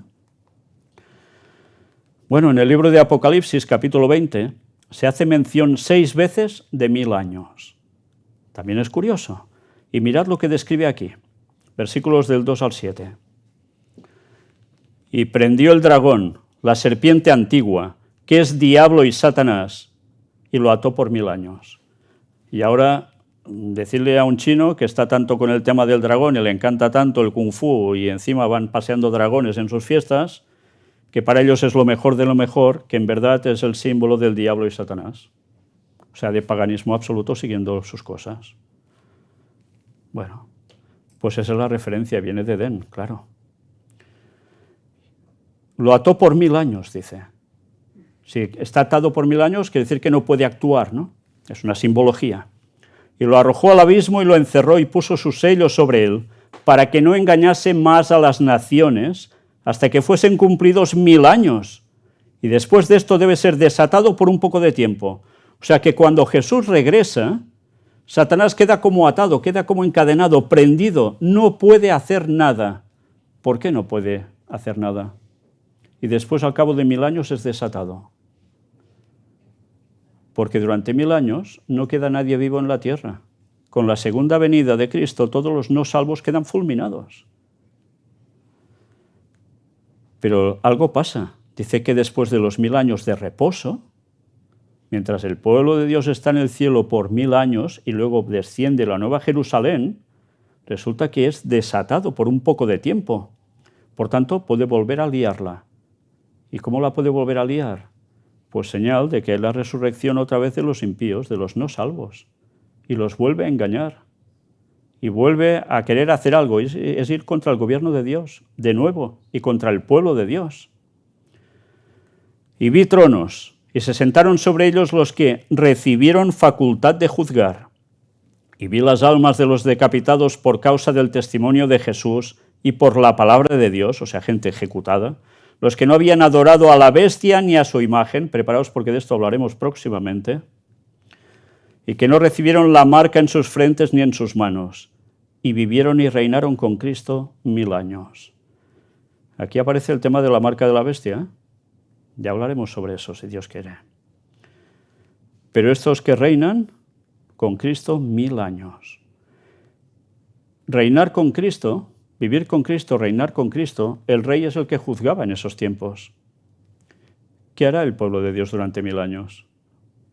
Durante 1000 años estarán repasando los juicios de Dios de por qué todas esas personas que han sido eliminadas no podían ser salvas. Y eso es justo. Es lo que vamos a hacer durante 1000 años. Mucha gente ha pasado por este mundo y muchos no van a ser salvos. Pero los otros muertos no volvieron a vivir hasta que se cumplieron 1000 años. Por tanto, hay la resurrección. Esta es la primera resurrección. Bienaventurado y santo el que tiene parte en la primera resurrección, la de los que van a ser salvos, porque luego, ¿qué nos dice? La segunda muerte no tiene potestad sobre estos, sino que serán sacerdotes de Dios y de Cristo y reinarán con Él 1000 años. Nos damos cuenta, cuando Jesús vuelve, hay una primera resurrección.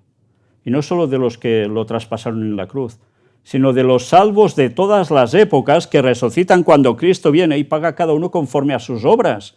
Se lleva a esos salvos de todas las épocas, a los vivos y a los que resucitan. Y reinarán con Él 1000 años. Cuando los 1000 años se cumplan, Satanás será suelto de su prisión y la va a volver a liar durante un breve espacio de tiempo. Fijaos, el texto, ¿cuántas veces nos aparece 1000 años? Curiosamente, también la cantidad que estamos diciendo. 1, 2, 3, 4, 5, 6. 6000 años. Y en el séptimo pasa la venida de Cristo con la nueva Jerusalén y todos ahí los salvos dentro. Bueno, pues esto es lo que va a suceder. Mientras tanto, en la tierra solo quedarán vivos Satanás y sus ángeles. Esos 1000 años no va a haber personas, habrá los demonios y Satanás. Luego, al finalizar ese milenio, hay la segunda resurrección, la de los no salvos, y es cuando otra vez quedan libres para liarla. Pero mírate esto, y lo he escrito así para que todo el mundo lo entienda claramente. Será entonces el final de Satanás y todos los que le hayan seguido, y la tierra quedará purificada por siempre con el fuego que los destruirá. Luego viene la recreación de la tierra, y por fin la paz y felicidad eterna, el mal erradicado por siempre jamás.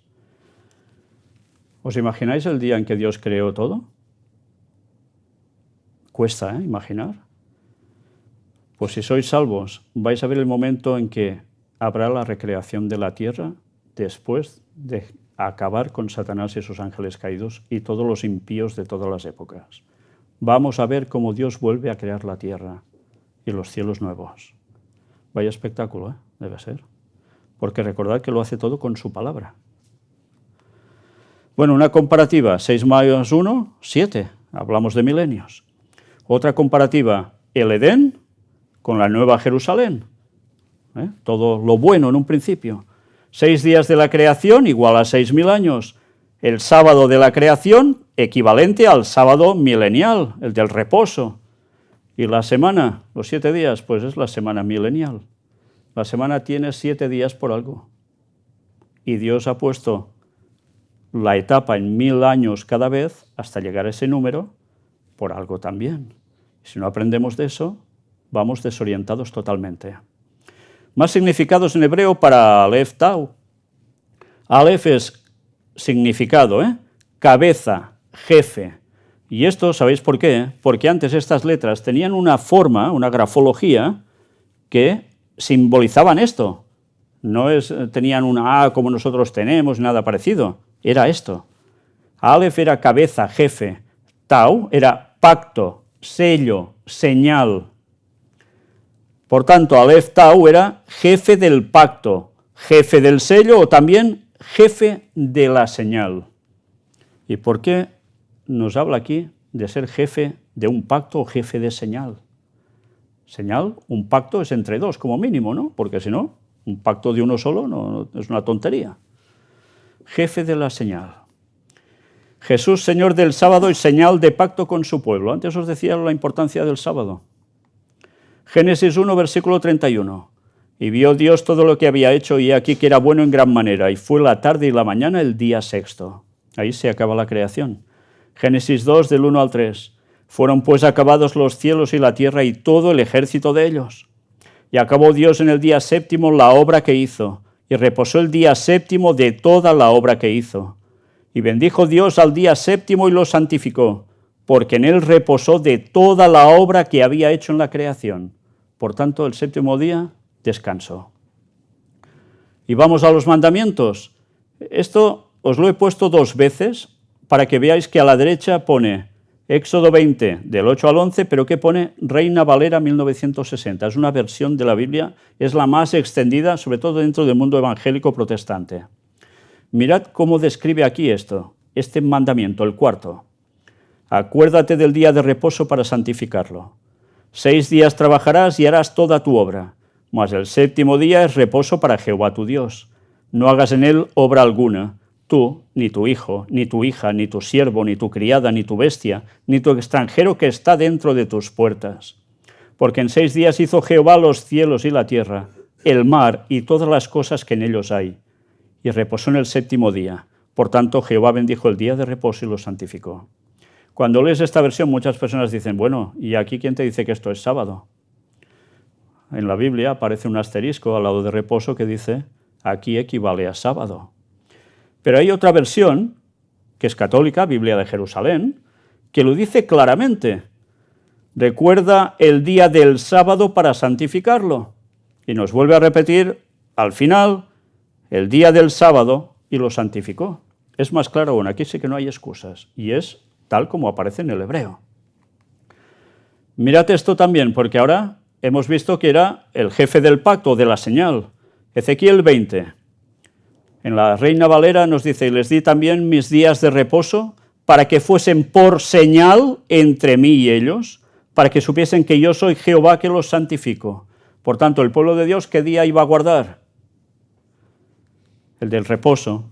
En la Biblia de Jerusalén nos dice, y les di además mis sábados como señal entre ellos y yo, para que supieran que yo soy Yahvé que los santifico. Por tanto, el pueblo de Dios, ¿qué día debe guardar? ¿Ninguno? ¿El domingo?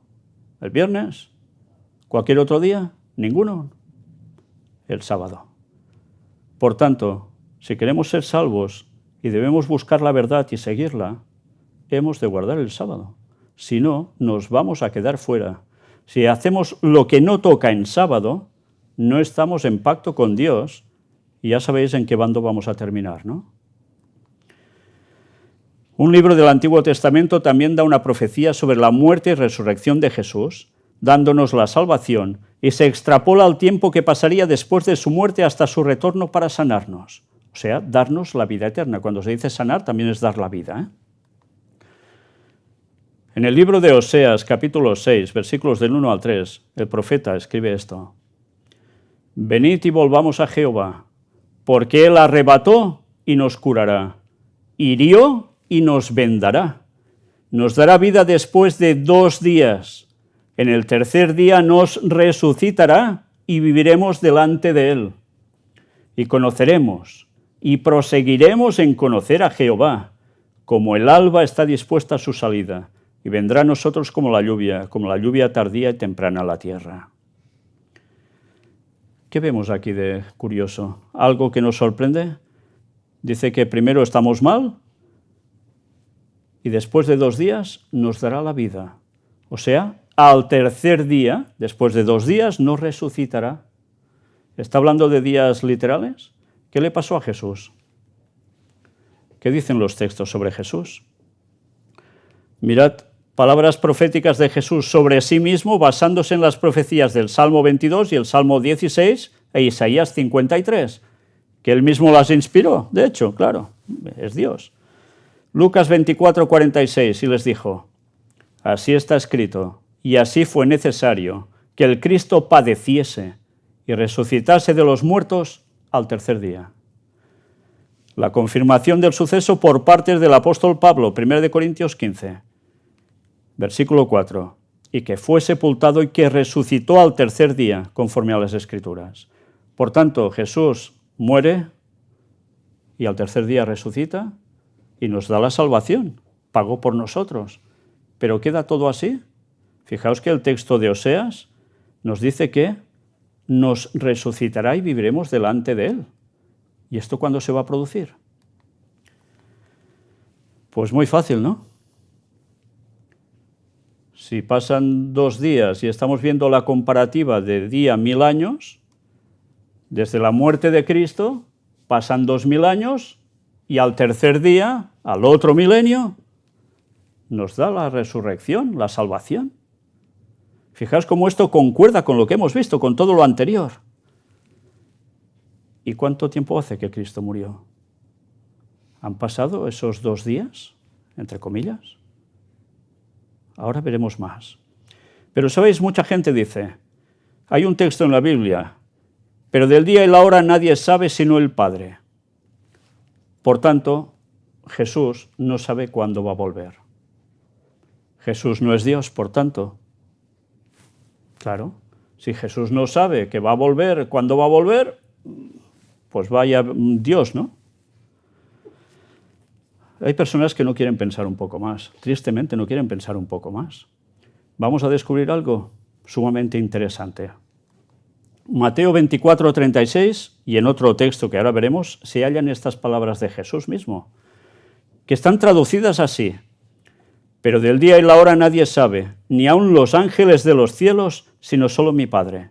Por tanto, no lo sabe Jesús, no lo saben los ángeles, solo lo sabe el Padre. Es claro el texto, ¿no? Marcos 13, 32. Pero de aquel día y de la hora nadie sabe, ni aun los ángeles que están en el cielo, ni el Hijo, sino el Padre. Solo lo sabe el Padre. Por tanto, Jesús es un Dios de segunda categoría, un Dios de risa, que el Padre le tiene que decir, hey, que ahora tienes que volver. Ya, ahora. ¿Y se sorprende? Es absurdo, ¿no? Si Jesús es el creador y es el poder de Dios total, ¿cómo no se va a enterar él de esto? Pero es que el texto dice esto. Por tanto, ya no me quiero plantear nada más. Y hay gente que se cierra por banda totalmente con esto. Mirad la explicación que se da en este Instituto Ludwigum, que tiene que ver con las Sagradas Escrituras, y que yo lo he mostrado en otras ocasiones, dicho por otra persona también. La traducción correcta del pasaje ofrece una mejor solución. La palabra que veis aquí escrita, literalmente es conocer o saber, usada en este pasaje, pero de aquel día y de la hora nadie sabe. Aquí parece tener la conjugación hebrea ifil, que en los verbos que denotan acción hace que la acción, sea la que sea, pase a otro, por lo cual esa palabra que significa propiamente saber, utilizado en el sentido de la conjugación ifil, significa hacer saber a otro, declarar o mostrar. ¿Entendemos? Quizá no captamos esto. Vamos a verlo en la traducción correcta como sería este texto. Nadie da a conocer sino el Padre. No es que no lo sepa, sino que no lo da a conocer, ni él ni los ángeles. Señal de que también lo saben. Mirad, hay una versión inglesa antigua que ya describe el texto de Marcos 13, 32, transcrito como debe ser. En cuanto a este día y la hora, nadie lo da a conocer, ni siquiera los ángeles que están en el cielo, ni siquiera el Hijo, sino solo el Padre. Por tanto, el momento exacto, día y hora, solo lo da a conocer el Padre. Interesante que solo diga el día y la hora, ¿no? Bueno, os he de decir algo, y anticipando. habrá un momento con el próximo tema que vamos a tratar, que eso lleva a un desenlace. Y en ese desenlace hay una persecución a muerte contra el pueblo de Dios. Sí, eso nos lo espera, ¿eh? Eso es lo que nos espera. A los que sean fieles a Dios, persecución a muerte. Y cuando estemos en plena persecución, será el último año de la historia de la tierra, caerán las 7 plagas finales, que solo van a caer sobre los que no han aceptado seguir a Dios. Los otros, por eso sí, los de Dios son perseguidos. Y entonces se oirá la voz que viene del cielo, que será la del mismo Padre, que dirá el día y la hora. Solo lo van a entender los del pueblo de Dios. Los otros oirán como truenos, borrobum, pero no se van a enterar. Pero no dice nada del año aquí, ¿eh? Pero la traducción correcta es esta. Jesús sí que sabe cuándo va a volver, porque es Dios.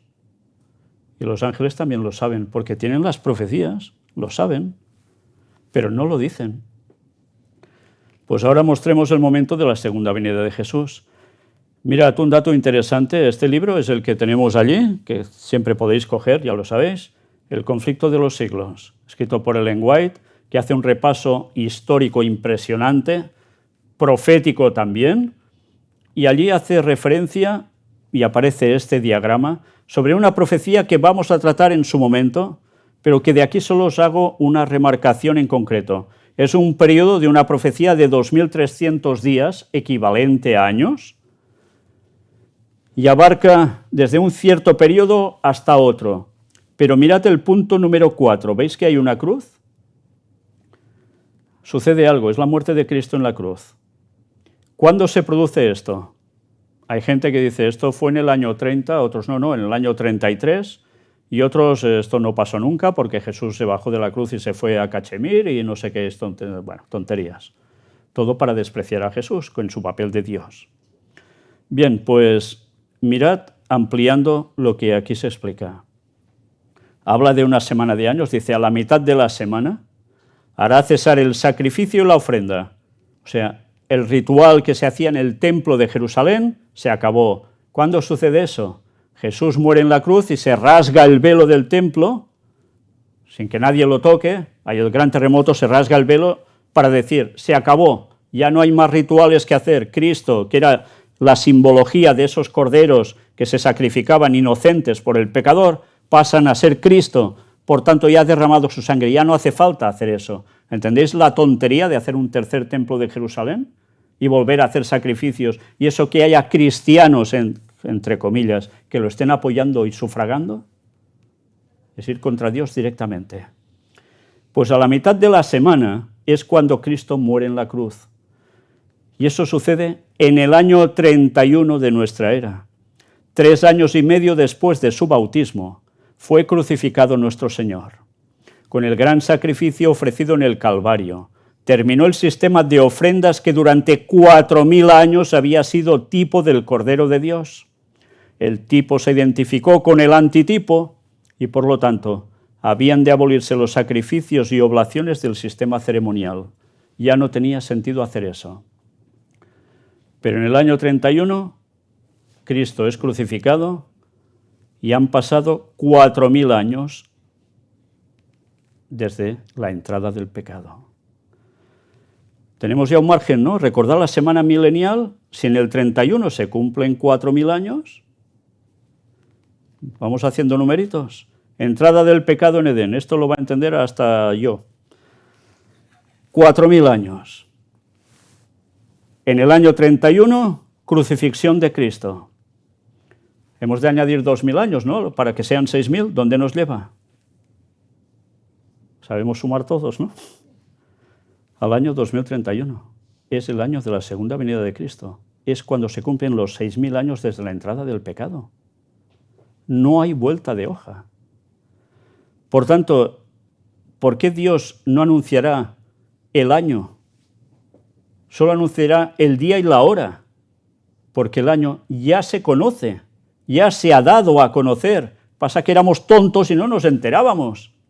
Pasa que siempre habíamos oído que del día y la hora nadie sabe y por tanto no le des vueltas a esto. Pero los textos son claros. La historia es clara. No hay excusas. Y será cuando suceda esto, la segunda venida de Cristo. Esto es un dibujo muy antiguo de libros. Bueno, yo tengo el libro en que aparece. Es algo como el cielo abriéndose, viniendo Cristo con sus ángeles, que si aquí se pinta como una magnificencia, imaginaos cómo será en realidad, de impresionante. La gente esperándolo, los que van a ser salvos, pero mirad cómo está todo el resto del panorama del planeta. Todo hecho trizas, porque estarán en medio de las plagas, del caos absoluto. Mateo 24:35 son palabras de Jesús que dicen: el cielo y la tierra pasarán, pero mis palabras no pasarán. Recordad, el cielo dice que se enrollará como un pergamino, por tanto el cielo va a pasar, la tierra va a ser mudada, pero las palabras de Cristo no pasarán. Son ciertas, se cumplirán sí o sí. Y Apocalipsis 22:20 dice: el que da testimonio de estas cosas dice: ciertamente vengo en breve. Palabras de Jesús. Amén, sí, ven, Señor Jesús, es lo que le contesta el apóstol Juan. ¿Queremos que Cristo vuelva o no? ¿Queremos la justicia en el mundo? ¿Queremos seguir viendo muertes, sufrimientos, pasándolo mal por tantas circunstancias? ¿Eso es lo que queremos? ¿Verdad que no? Pues esa resolución solo la da Jesús, no la da nadie más. Y ahora depende de nosotros, sabiendo que vuelve en tan poco tiempo, si nos queremos poner en sintonía con Él o no, y empezar a advertir a la gente de todo ello o no. Pero no podemos poner excusas. Bueno, sí podemos poner excusas, pero qué tontería, ¿no? Sabiendo el fin que espera todo esto. Por tanto, podemos decir la palabra que utilizaban los primeros cristianos saludándose entre ellos: Maranata, el Señor viene, quiere decir. Y nosotros añadimos 2031, cuando vuelve Cristo. Y eso es lo que estamos anhelando. Calculad los años que os quedan, si estáis vivos hasta ese momento. El tema teóricamente debería terminar aquí, pero cuando el tiempo está por acabar, pasa algo. Sí, aquí muestra un ángel mirando el reloj de arena. El tiempo se va acabando. Es el momento de la segunda venida de Cristo, casi. Estamos a las puertas de eso. Después de 6.000 años vamos a tener el privilegio de volver a ver, bueno, nosotros por primera vez, pero lo que tantos han deseado durante tantos años, ver la segunda venida de Cristo, y que han muerto, que incluso lo han predicado y han muerto antes de verlo. Pero alguien trabaja para preparar la venida del falso Mesías. Sí, hasta aquí todo era muy bonito, ¿verdad? Mira, por fin liberación, por fin felices, se acabó ya el mal. Pero antes de que Cristo vuelva, alguien trabaja para preparar la venida del falso Mesías. Y lo que ahora vais a ver, sí, tiene relación directa con ello. Con ello y con el primer tema que presentamos y con el último. Mirad. El ritual bíblico de la vaca roja, la vaca lazana, cobra vida en una ceremonia de ensayo. Esta era la noticia de este 8 de julio. Una novilla roja criada en Israel fue descalificada para el sacrificio tras encontrarle 2 pelos negros en el cuerpo. Se utilizaba en una ceremonia de quema para sacerdotes, lo que ya explicamos, lo que ya mostramos. Bueno, ¿queréis ver qué han hecho con esa vaca de 2 pelos? Pues no han hecho otra cosa que ensayar lo que harán con la vaca pura que tienen, porque tienen 2 aún, que son puras, y están en edad para ser sacrificadas. En nada. Bueno, mirad el vídeo. After years of waiting, a perfect red heifer has finally been selected. Israel's biblical red heifer sacrifice ritual has come to life in a rehearsal ceremony. It took place today, July 8, 2025, in Shiloh.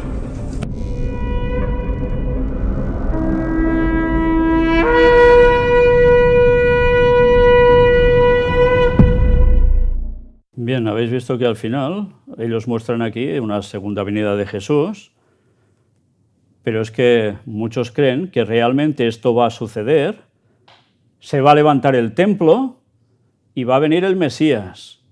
Y lo esperan como algo bueno. Pues señores, este es el gran fraude, porque el plan es hacer todo esto para suplantar a Jesús, con el que va a venir haciéndose pasar por él. Y esto es el tema que tendremos, no en la primera conferencia que vendrá, sino en la siguiente. Porque iremos siguiendo un orden, porque la próxima conferencia, sí, no sé si os tendré que mostrar alguna vaca más quemándose, no lo sé. Pero vamos a mostrar una profecía que nos vuelve a llevar al libro de Daniel, a los capítulos 7 y 8, para confirmar lo de la estatua, con más detalles aún, hasta por nombres. Pero nos va a dar algún detalle más, una profecía que va a abarcar 1260 años de historia y que veréis su cumplimiento de pe a pa, enterita. Bien, decíamos que esto lo estaban preparando, ¿no? Pues ya lo veis. Vaya que se lo están preparando. Vais entendiendo el porqué de la guerra de Israel, ¿no? Más claro ya es imposible. Esto lo recibí ayer mismo de los del Instituto del Templo. En su página que envían, con sus vídeos, aparece este artículo. Manteniendo vivo el sueño, templo del cielo. Y aquí se plantean algo, porque hay judíos que dicen que el templo no tienen que levantarlo la gente, sino que bajará del cielo, se pondrá en Jerusalén y ya está. Y el Mesías aparecerá. Esto es lo que creen. Y hay muchos que creen esto. Pero hay otros judíos, que son los que están interesados en ese conflicto bélico, que no. Dicen que el templo se debe levantar por su parte y luego viene el Mesías. Mirad qué nos dicen aquí. Durante los largos y traicioneros años del exilio, para mantener vivo el sueño, la idea de que el templo descendería del cielo, completamente construido, se apoderó de la imaginación de la diáspora, los que estaban en exilio, los que finalmente le otorgó a Israel la obligación de construirlo. Dios simplemente otorgaría el templo de una manera sobrenatural, como nunca antes en la historia de la relación de Israel con su Creador. El mandamiento de construir el templo, una obligación a cumplir como todos los demás mandamientos de la Torá, ya no recaía, según este concepto nuevo y extraño, sobre los hombros de Israel. Ahora era la obligación de Dios, una inversión total de la relación de pacto de Israel con Hashem, con Dios. Pero os dais cuenta, esta gente piensa que bajará el templo y ya está. Fijaos que esto es una parodia también del descenso de la Nueva Jerusalén, que hemos visto que va a suceder después del milenio. Eso sí que va a suceder, pero esto no. Pero estos no quieren esto, estos quieren levantar el templo ellos, para que todo se produzca ya. Mirad, otro apartado de ellos, precisamente la charla del templo, que es como el trozo de programa de emisión de radio que os mostramos en la conferencia anterior. El de esta semana dice, declara que el duelo ha terminado y que la construcción ha comenzado, y analiza cómo el rápido pensamiento de Pinchas salva el día. Pinchas, ¿no sabéis de qué va esto? Bueno, hay un episodio en el Antiguo Testamento donde alguien clava una lanza a dos personas que estaban adulterando y, en fin, va de esto. Curiosamente, Pinchas se traduce, porque esto está traducido del inglés automáticamente, y se llama Pinchas. Bueno, en el libro aparece bajo otro nombre, pero Pinchas, curiosamente, también es de pinchar, de atravesar. Y dice, admira a las orgullosas hijas sionistas de tal. Israel ha lamentado demasiado la destrucción del templo sagrado. Es hora de construir ahora, y lo ponen en mayúsculas. Construir un lugar donde Hashem pueda depositar su presencia cambiaría todo en nuestras vidas para mejor. Si realmente queremos lo mejor para la humanidad, construyámoslo cuanto antes. Pues nada, venga, guerras. Claro, es la única forma de poderlo construir, arrasando con todo. Y al final aparece esto. Ayuda a construir el templo sagrado en nuestro tiempo. Dona generosamente para apoyar la obra sagrada del Instituto del Templo, yo diría demoníaca. Cada contribución ayuda a reconstruir el santo templo en nuestros tiempos. Y no solo aportan judíos que creen en esto, aportan un montón de evangélicos. Un montón. Pues, señores, ya veis que lo que íbamos diciendo durante bueno, esto lo hemos presentado durante hace tantísimos años, resulta que lo tenemos delante. Está todo a punto de cumplirse. Todo. Y eso lo vamos a vivir, ¿eh? Porque se prepara la venida del falso Mesías. Bueno, pero alguien más lleva trabajando para la manifestación del falso Mesías desde hace muchos años y pronto dará el golpe de gracia. ¿Sabéis quién es? El poder que quiere dominar el mundo. Esta es la próxima conferència. Dissabte 26 de juliol a les 17 hores, la sala de conferències i museu El Gran Engany presenta El poder que vol dominar el món. Va començar sent petit, es va fer molt poderós, encara que per un breu temps va sucumbir, però molt aviat tornarà a ser més poderós i terrible que mai.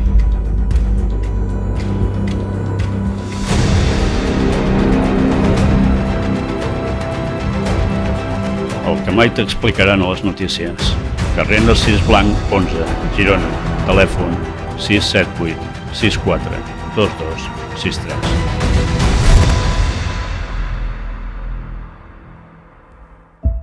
Pues esta va a ser la próxima conferencia, si Dios quiere, el sábado que viene, a las 5 de la tarde, donde os decía, vamos a tocar una profecía que tiene que ver con este poder que quiere dominar el mundo.